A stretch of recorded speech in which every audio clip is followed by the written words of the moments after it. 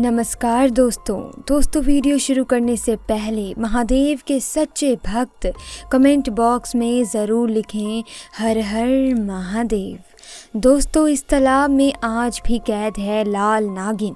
तालाब से आवाज़ देकर लोगों को पास बुलाती है ये लाल नागिन। कहते हैं जिसने भी लाल नागिन को देख लिया फिर वो कभी भी बोल नहीं पाता। यूपी के श्रीपुरा गांव में 352 साल से लाल नागिन एक तालाब में अपने आशिक के साथ कैद है। इस गांव के लोग बताते हैं कि इस कुएं में कई बार उन्हें उस लाल नागिन के रोने और कभी कभी हंसने की आवाज़ सुनाई दी है। तो कई बार उस नागिन ने उस तालाब से होते हुए गुजर रहे लोगों को मदद के लिए अपने पास बुलाने की कोशिश करी है। उस तालाब से होकर गुजरने वाले कई गांव वालों को तो वहां से पैरों की पायल और हाथों के कंगन की आवाज़ भी आती है। कहते हैं जो भी उस लाल नागिन के बहकावे में आकर उस तालाब के पास चला जाए तो फिर वह व्यक्ति कभी वापस लौट नहीं पाता। उसका क्या होता है किसी को कुछ नहीं पता।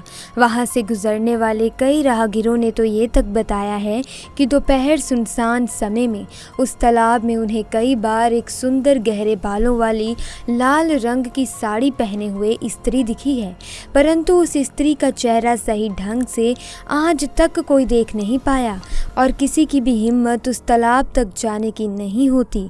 श्रीपुरा गांव के लोग उस तालाब को श्रापित मानते हैं और गांव का कोई भी व्यक्ति उस तालाब पर नहीं जाता। दोस्तों, दरअसल उस तालाब और लाल नागिन से जुड़ी एक बेहद ही दुख भरी दास्तां है, जिसके कारण ही वे लाल नागिन उस तालाब में आज भी करीब 352 सालों से कैद है।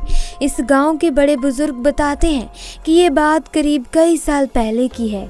गांव में सुंदरी नाम की एक लड़की अपने माँ बाप के साथ रहा करती थी और उसके 2 बड़े भाई भी थे।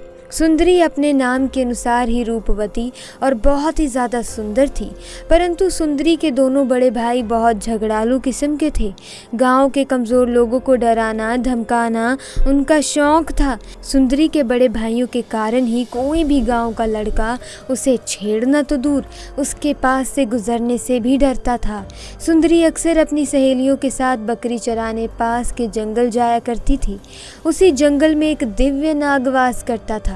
उसके पास मायावी शक्तियां थी, जिसके दम पर वो नाग से मनुष्य बन जाता था। एक दिन उस नाग ने जंगल में कुछ लड़कियों की बहुत जोर से हंसने की आवाज़ सुनी तो उसका ध्यान उन आवाज़ों की तरफ गया। जैसे ही नाग ने उन लड़कियों के बीच सुंदरी को देखा तो वो सुंदरी के चेहरे को देखकर उस पर मोहित हो गया। अब तो रोज जब भी सुंदरी सहेलियों के साथ जंगल आती तो वो नाग उसे निहारा करता था, परंतु उसकी कभी भी ये हिम्मत नहीं हो पाई कि वो सुंदरी के सामने जा पाए। ऐसा करीब कई महीनों तक चला। नाग सुंदरी को बस दूर से देखा करता था। फिर एक बार काफ़ी तेज़ बारिश के कारण सुंदरी जंगल ना जा सकी। 1 हफ्ते तक लगातार बारिश के कारण वे नाग सुंदरी को नहीं देख पाया, जिस कारण वे बहुत दुखी था। भारी बारिश के कारण जंगल से होकर गुजरने वाली नदी भी पानी से काफ़ी भर चुकी थी। जब बारिश रुकी तो सुंदरी फिर से अपनी सहेलियों के साथ उस जंगल की तरफ गई और इसी का तो वो नाग इंतज़ार कर रहा था। सुंदरी का चेहरा देख वे नाग खुशी से फूले नहीं समा रहा था। बारिश के कारण जंगल के रास्ते में कई जगह काई जम गई थी। सुंदरी घूमते घूमते अपनी सहेलियों से थोड़ा दूर नदी के पास चली गई। तभी अचानक सुंदरी का पैर खराब रास्ते के कारण फिसलता है और वे खुद को संभाल ही नहीं पाती तथा नदी में गिर जाती है। नदी का बहाव इतना तेज था कि वे तेजी से पानी में डूबती जा रही थी। उसने अपनी सहेलियों को मदद के लिए आवाज़ भी लगाई, परंतु वे काफ़ी दूर थी। अब वो नदी के बहाव के साथ खुद भी बह जा रही थी। वो नाग उसे काफ़ी दूर से देख रहा था। जब उसने सुंदरी को डूबते देखा तो तुरंत मनुष्य रूप में आकर वह उस नदी में कूद पड़ा और तेज़ी से तैरकर सुंदरी को नदी से बाहर निकाल लाया। सुंदरी बहुत डरी हुई थी और रो रही थी। उसने सुंदरी से कहा, डरो मत, अब तुम सुरक्षित हो। सुंदरी ने जब जब उस लड़के को देखा तो उसने धन्यवाद किया, उसने नाम पूछा, उसने अपना नाम शिवा बताया। सुंदरी बोली, शिवा, अगर तुम ना होते तो आज मैं शायद जिंदा ही नहीं होती। मुझे समझ नहीं आ रहा कि मैं तुम्हारा शुक्रिया अदा कैसे करूं। इस पर शिवा बोला कि अगर तुम चाहो तो क्या मैं तुम्हारा दोस्त बन सकता हूँ। सुंदरी ने शर्माते हुए हाँ कर दी। अब तो वो रोज दिन के समय जंगल और गांव के बीच बने तालाब वाली जगह पर अकेले मिला करते थे। सुंदरी तालाब के पास पहुंचकर जब भी शिवा का नाम लेती वे अचानक उसके सामने आ जाता। दोनों की दोस्ती धीरे धीरे एक नया रूप लेने लगी और सुंदरी को भी शिवा से प्यार हो गया। एक दिन शिवा ने अपने इच्छाधारी नाग होने की सच्चाई भी सुंदरी को बता दी। सुंदरी ये सब जानकर हैरान रह गई, लेकिन वो शिवा से इतना प्यार करने लगी थी कि उसने ये सच्चाई भी स्वीकार कर ली। दोनों जब भी एक दूसरे के साथ होते तो समय कब बीत जाता पता ही नहीं लगता। परंतु एक दिन गांव के ही किसी लड़के ने उन दोनों को एक साथ देख लिया और ये बात सुंदरी के भाइयों को बता दी, जिसे सुन दोनों भाई गुस्से में आग बबूला हो उठे और दोनों कुछ लड़कों के साथ उस तालाब की ओर चले गए जहां सुंदरी और शिवा थे। वहां पहुंचकर शिवा और सुंदरी को एक साथ देखकर सुंदरी के भाई बहुत ही गुस्से में आ गए और डंडे से जोरदार प्रहार शिवा के सर पर पीछे से किया तो वहीं समय अचेत होकर जमीन पर शिवा गिर गया। सुंदरी ने जब अपने भाइयों को देखा और उसके प्यार शिवा को जमीन पर लेटा पाया तो वे बिलख कर रोने लगी, अपने भाइयों को रोकने लगी। सुंदरी ने बहुत कोशिश करी परंतु उसके भाई तो उस समय जल्लाद बन चुके थे। उन्होंने अपनी बहन को कसकर पकड़ लिया और शिवा को तब तक लाठियों से पीटते रहे जब तक वह मर नहीं गया और फिर उसे उसी तालाब में फेंक दिया।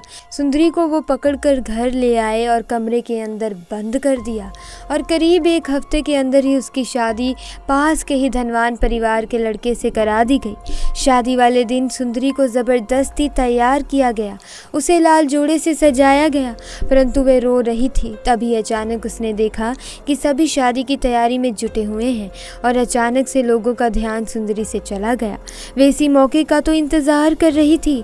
सुंदरी मकान के पीछे वाली खिड़की से किसी तरह कूदकर उस घर से भाग गई और उसी तालाब पर जा पहुंची जहां वे शिवा से अक्सर मिला करती थी। तालाब के पास पहुंच उसने चाकू निकाला जो वे भागते वक्त अपने साथ ही घर से लाई थी। सुंदरी तालाब को निहारते हुए बस इतना बोली कि शिवा, जीते जी तो हम एक दूसरे के नहीं हो सके, परंतु शायद दूसरी दुनिया में हम एक हो जाएं। मैं तुम्हारे पास आ रही हूँ। सुंदरी ने इतना कहते ही खुद को चाकू से मारा और उसी तालाब में डूबकर मर गई। अपने प्यार की खातिर सुंदरी ने भी अपनी जान उसी तालाब में दे दी।